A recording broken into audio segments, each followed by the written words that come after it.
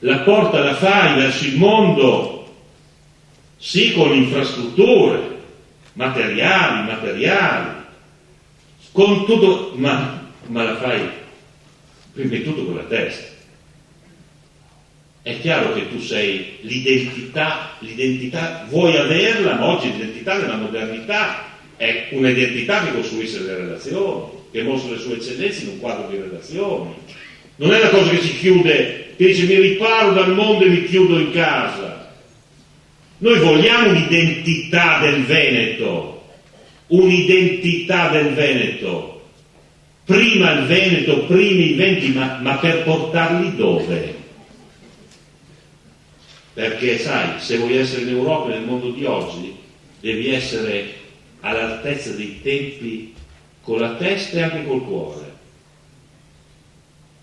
Tanto per dirne una, la migrazione, classe stalla, è un fenomeno dei tempi moderni. O trovi una chiave per affrontarlo, o se no danneggi la tua società, danneggi il tuo futuro. Tanto per dirne una. E quindi io dico che anche in questo dovremmo far valere una nostra particolarità, un nostro modo, un nostro taglio. Ripeto, non è una cosa che possiamo risolvere in una settimana, però sento che qui da queste parti, insomma, noi abbiamo la forza, abbiamo la cultura, abbiamo le radici, abbiamo l'intelligenza per raffigurare una linea alternativa di questo genere. Non preoccupiamoci se adesso loro strabordano, Zaia, eccetera, guardate. Io l'ho sentito più volte. Io dico la prospettiva di questa grande regione che ha una sua particolarità enorme nel sistema italiano, alla fine non potrà prescindere da un tratto di identità che abbia comunque dentro di sé una cultura solidale, un elemento di modernità, di evoluzione positiva. Bisogna che organizziamo le forze, che ci crediamo, e dobbiamo soprattutto avere qualche risultato che ci consenta, diciamo, di suscitare questa fiducia, di darci le energie per guardare avanti. Competizione regionale difficile, ma possiamo cavarci delle soddisfazioni. Questa competizione di Venezia è crucialissima, come potete capire, è crucialissima. Io sono portato a pensare che sarà un appuntamento che ci darà soddisfazione. Guardate. Sono portato a pensare questo per la forza che abbiamo, per lo schieramento che abbiamo, per lo splendido candidato che abbiamo. E certo, non abbaia come l'altro, un po' più di peluche, ma si vede anche la solidità, si vede la serietà,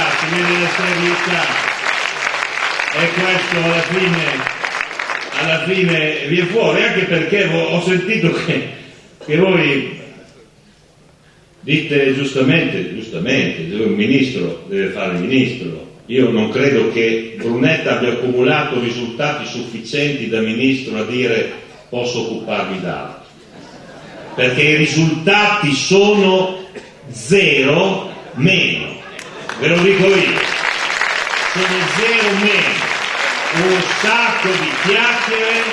Al dunque ci sono due parametri per capire se la pubblica amministrazione migliora, eccetera. Se si razionalizza dal lato di quel che costa, migliorando l'efficienza. Questi sono i parametri, e nell'efficienza c'è la tua capacità di semplificarti rispetto al rapporto col cittadino e con l'impresa.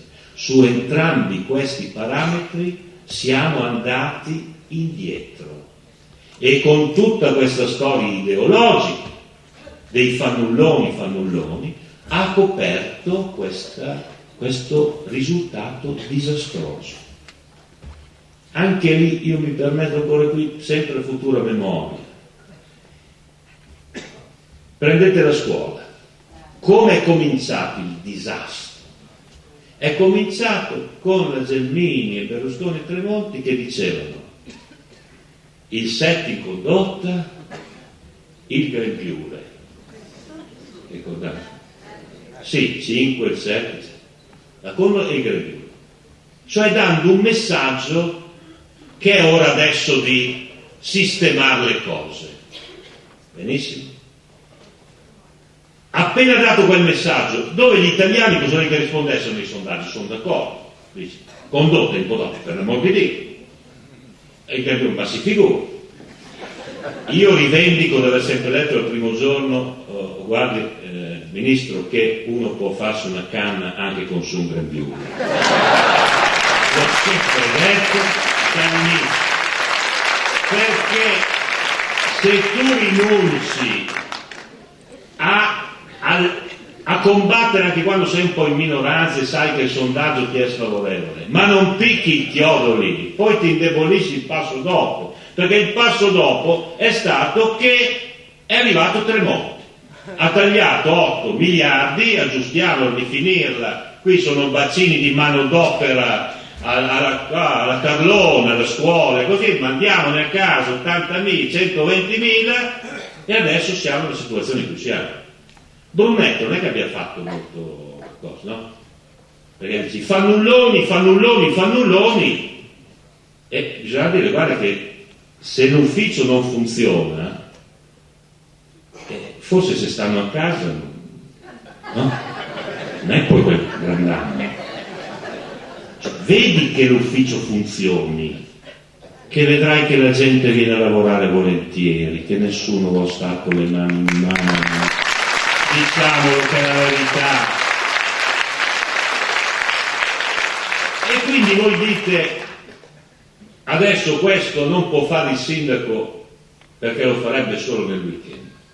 Ma guardate che sarebbe in grado di fare disastri enormi anche solo nel weekend. Non sottovalutatelo, che quello è il complesso napoleonico. Io me l'immagino, io non lo vedo, ma non conosco la poesia. Non lo vedo, ma me l'immagino che promette, fa cose. Io lo ricordo, un aneddoto personale.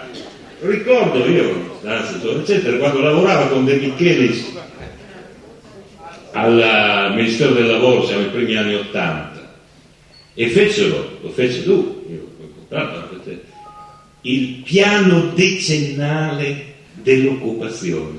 Siamo nell'84. Al 94 non doveva già esserci più la disoccupazione, ragazzi. Cioè, era finito il problema. Un piano, un libro rosso, eccetera. La disoccupazione è sempre andata peggio, salvo poi negli ultimi anni, eccetera. Nessuno ha mai chiesto conto. Io ricordo i libri, conferenze, convegni, e mi ricordo queste cose, De Micheli, perché a volte sapete questo nuovo, a volte nasconde anche vecchie cose, vecchie robe, non crediamo che sia tutta roba, è roba anche antica, che poi rispunta, si ricicla, va, e sono sicuro che prometterà, diciamo, dal punto di vista dell'immaginario, delle cose fantasmatiche. Ecco, io sono sempre della linea rispondere combattivamente tenendo molti piedi per terra. Io ho sentito le prime 3 proposte che voglio avanzare, lo sono, mi paiono azzeccatissime. Io penso sempre in generale che una città è prima di tutto, poi c'è l'immaginare, è un luogo di vita e di lavoro. Cioè, quando noi abbiamo preso delle botte a volte, no? Abbiamo preso Bologna, abbiamo preso Roma, anche i posti.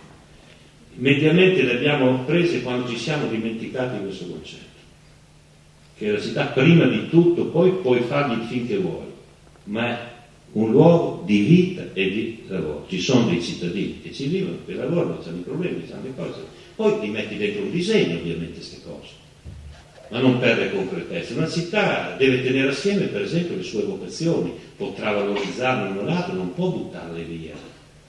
Uno potrà dirmi devo reinvestire per una nuova prospettiva industriale, posso capirlo, non può dirmi butto via la prospettiva industriale, perché è come castrarsi di un pezzo.